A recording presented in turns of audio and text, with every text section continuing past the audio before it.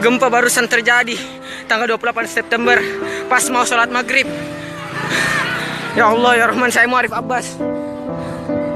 Ya Allah, astagfirullah, gempa. Astagfirullah, ya Allah. Astagfirullah.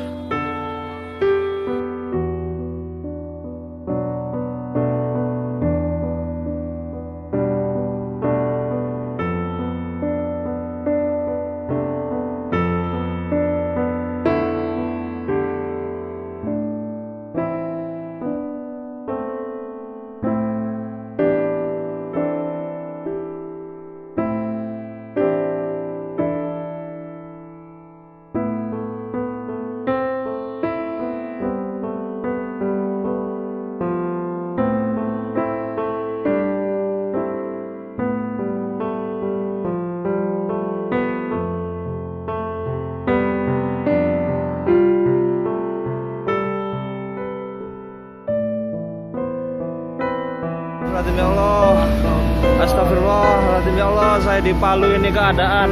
Saya di Palu keadaan habis gempa, astagfirullahaladzim.